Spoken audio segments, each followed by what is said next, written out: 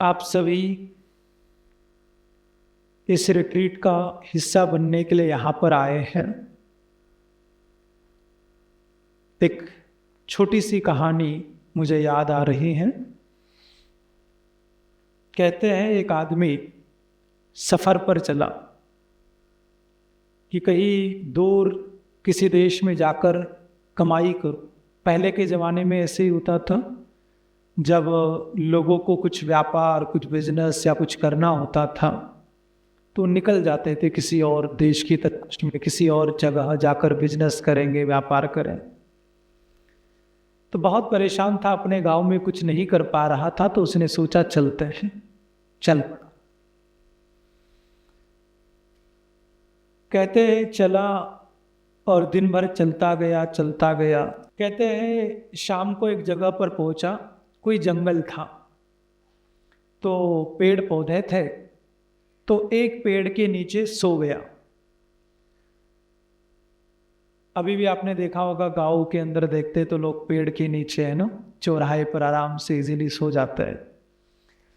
तो पेड़ के नीचे सो गया और नींद भी बड़ी जल्दी आ गई, बड़े आराम से आ गई। जब आदमी थका होता है ना, फिर गद्दा अच्छा है नहीं है, तकिया है नहीं है, कोई मैटर नहीं करता। जब थकावट नहीं होती है तो फिर सो बहाने मिलते, नींद नहीं आ रही, ये नहीं हो रहा, वो नहीं हो रहा। किसी दिन आपने महसूस किया, जब बहुत टायर्ड होते हैं तो बोलते हैं आई वॉज गॉन, है ना, लेटा और गया। तो उसको भी नींद आ गई, सो गया। सुबह हो गई पर बहुत थकावट थी तो नींद खुली नहीं। सुबह के समय कहते सूरज की रोशनी उसके चेहरे पर पड़ी डायरेक्ट, और अचानक नींद खुली। और जैसे ही नींद खुली उसने देखा अच्छा इतना समय हो गया, रोशनी निकल आई है, पूरी धूप निकल आई है। फटाफट उठा और सोचा कि अब आगे निकलना है। वो सोच ही रहा था, विचार ही कर रहा था कि कहते हैं अचानक उसको जंगल में एक हाथी आता हुआ दिखाई दी। पहले तो बड़े प्यार से देखा कि हाथी आ रहा है, लेकिन दूसरे ही पल जब उसने गौर किया तो वो अपनी सूंड हिलाता दौड़ता आ रहा है।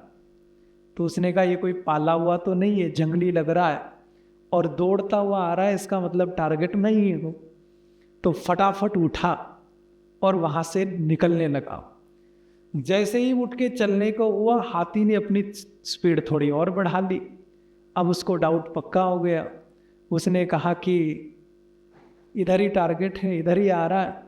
तो वो दौड़ने लगा और जैसे दौड़ने लगा हाथी भी उसके पीछे दौड़ने लगा। और कहते हैं दौड़ता जा रहा, दौड़ता जा रहा है, दौड़ता जा रहा है, लेकिन हाथी ने भी उसका पीछा नहीं छोड़ा। हाथी तेज नहीं दौड़ते, लेकिन जब दौड़ते तो कंटिन्यूस दौड़ते ही रहते, चलते ही रहते। तो ये भी भागता रहा भागता रहा भागता रहा, लेकिन हाथी ने पीछा नहीं छोड़ा। उसने सोचा कि ये किस मुसीबत में फंस गया, इधर उधर जाने की कोशिश करता है, बचने बचाने की कोशिश करता है, लेकिन कोई रास्ता नहीं मिल रहा। जंगल खुली खुली जगह है, बस पेड़ लगे हैं, बचे तो बचे कैसे। और कहते हैं भागते भागते भागते एक पॉइंट पर आकर उसने महसूस किया कि अब बचने का कोई रास्ता नहीं दिख रहा, ये तो पीछा नहीं छोड़ेगा, है ना, ये हटेगा नहीं लग रहा। तो दौड़ते दौड़ते अचानक उसको एक बहुत बड़ा पेड़ दिखाई दिया, बहुत बड़ा वृक्ष, बहुत बड़ा ट्री। बड़ा मजबूत लग रहा था, बड़ा स्ट्रांग लग रहा था, बहुत लंबी चौड़ी शाखाएं, टहनियाँ। तो उसने सोचा कि अगर सेफ करना है खुद को तो अब चढ़ना पड़ेगा, क्योंकि ये तो भागने से रुकेगा नहीं और अब मेरी भाग भाग कर हालत खराब हो गई है। तो कहते किसी तरह उस पेड़ पर चढ़ गया। जैसे ही पेड़ पर चढ़ा तो उसको लगा कि अब हाथी छोड़ देगा, लेकिन हाथी भी पक्का। वो उसी पेड़ के नीचे आके खड़ा हो गया और उस व्यक्ति को देख रहा है कि ये पेड़ पर बैठा है। अब उसने सोचा कि देख रहा है चला जाएगा, लेकिन हाथी आज ठान कर आया था कि आज काम करके जाएंगे। तो कहते हैं उसने जोर से धक्का दिया पेड़ को, और जैसे ही पेड़ को धक्का दिया तो पेड़ थोड़ा हिला। अब ये व्यक्ति थोड़ा सा ही ऊपर चढ़ा था। उसने कहा कि ये इतना जिद से पीछे पड़ा है तो सूंड से पकड़ के ना खींच ले। तो कहते वो बिल्कुल पेड़ के ऊपर कॉर्नर पे बिल्कुल आखिर में पहुंच गया कि इससे पहुंच से बहुत दूर हो जाओ।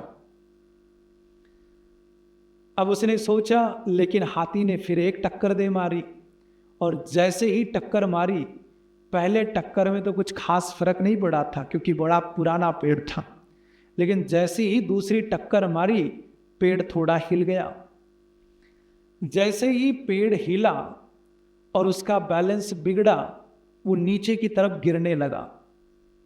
वो नीचे गिर रहा है और हाथी ऊपर देख रहा है ना कि अभी आएगा, नीचे गिरेगा, लेकिन समहाउ फ्लेक्सिबिलिटी अच्छी होगी, मजबूत होगा।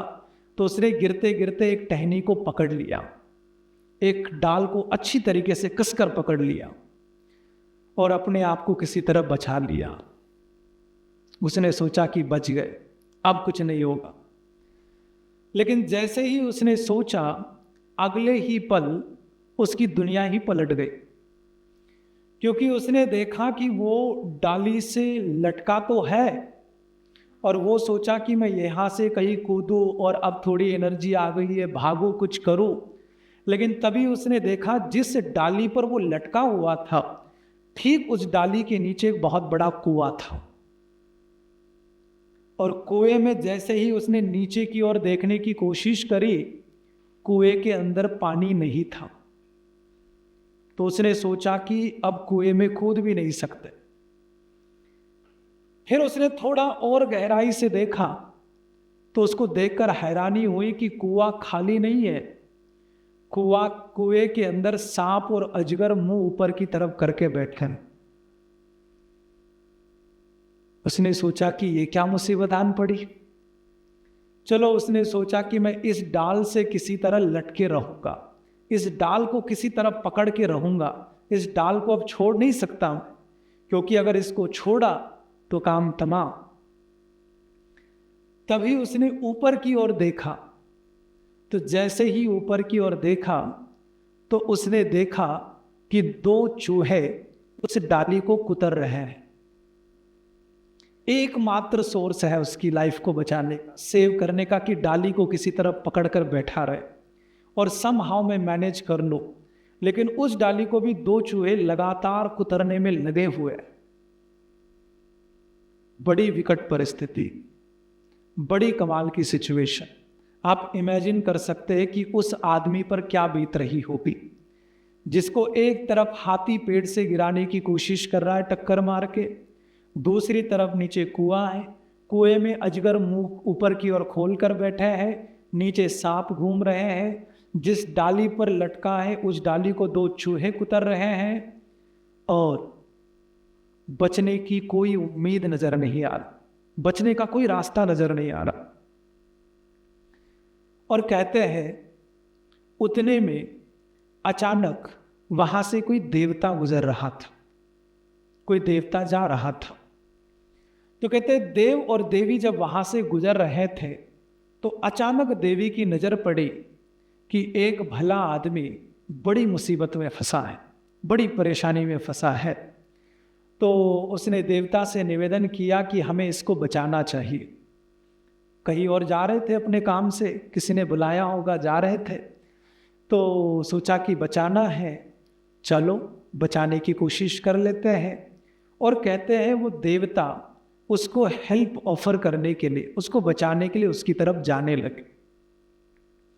उसे मीनवाइल एक घटना और घटती है कि जब हाथी टक्कर मारता है तो वो आदमी जिस डाली पर लटका था उसी डाली के ठीक ऊपर एक मधुमक्खी का छत्ता था।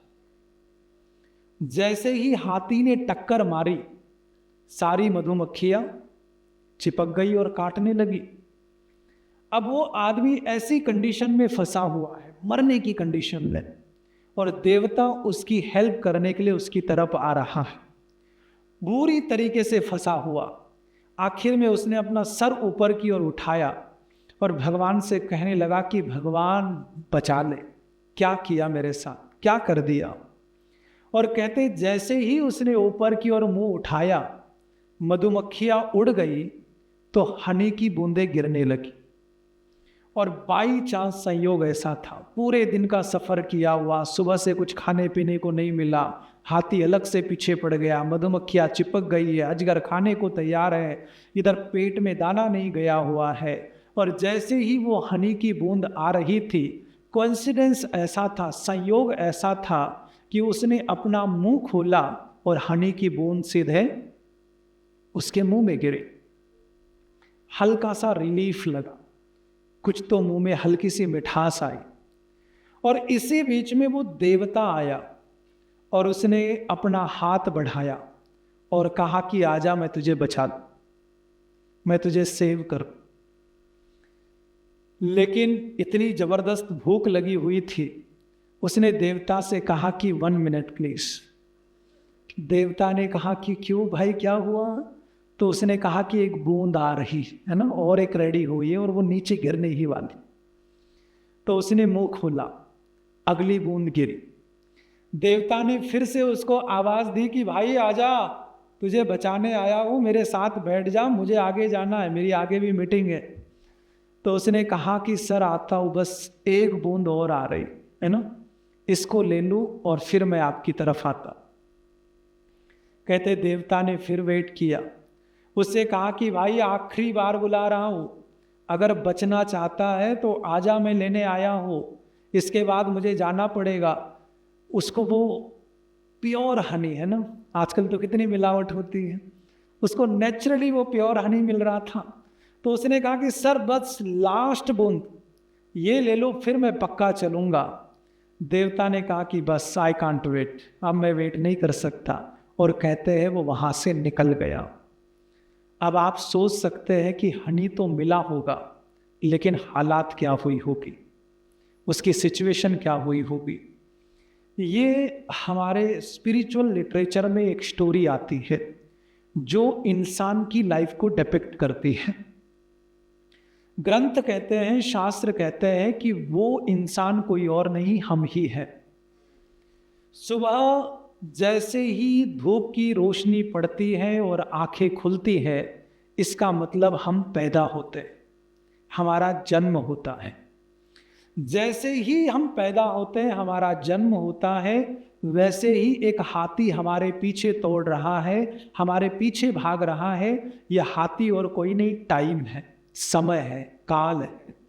जिस दिन पैदा हुए, जिस दिन आंखें खुली, उसी दिन से मौत तय हो गई कि एक दिन मरना है, एक दिन जाना है। हम उससे भागते रहते और वो हमारे पीछे भागती रहती है, अलग अलग सिचुएशंस, अलग अलग चीज़ें। लेकिन कितनी भी बचते जाए, लेकिन एक ना एक दिन आएगा जब जाना पड़ेगा ना। मौत से किसकी रिश्तेदारी है, आज मेरी तो कल तेरी बारी है। एक ना एक दिन तो वो वक्त आना है, समय आना है जब सबको जाना है।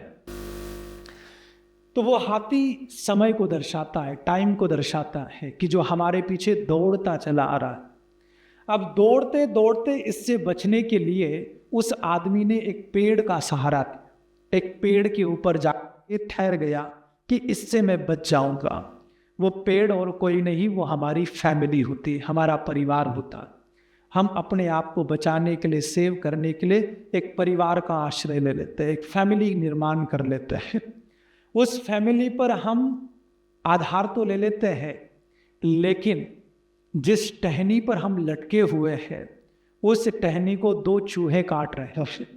वो 2 चूहे कुछ और नहीं बल्कि दिन और रात है। लगातार हमारा टाइम काउंट होता जा रहा है, काउंट होता जा रहा है, होता जा रहा है, और वो लगातार काटते चले जा रहे हैं। और किस दिन वो टहनी पूरी तरह से कुतर जाएंगे और समय आ जाएगा, पता भी नहीं चलेगा। जो नीचे की तरफ कुआं है और उस कुएं में जो सांप और अजगर वेट कर रहे हैं, वो कोई और नहीं, वो हमारा एंगर, हमारे ग्रीड, हमारे कषाय, हमारी जेलसी, हमारी ये जितने अवगुण है, ये सारे डिपिक्ट किए गए सांप और अजगर के माध्यम से, जो तैयार है कि तुम चाहे कितने ही लटके हुए हो, लेकिन जरा सा हमारी कंट्रोल में आ जाओ और हम तुम्हें नीचे खींच लें, हम तुम्हें नीचे की ओर खींच जाए। और जब लाइफ में ऐसी मिजरेबल कंडीशन होती है, तब उस लाइफ में चारों ओर से मधुमक्खियाँ, अलग अलग तरह के लोग, हमारे कॉन्टैक्ट्स, जहाँ जहाँ हम उलझे हुए, सब हमारे साथ चिपके हुए हैं, हम उनके साथ उलझे हुए हैं। पर ऐसी सिचुएशन में कोई देवता आता है, यानी कोई मार्गदर्शक, कोई गुरु, कोई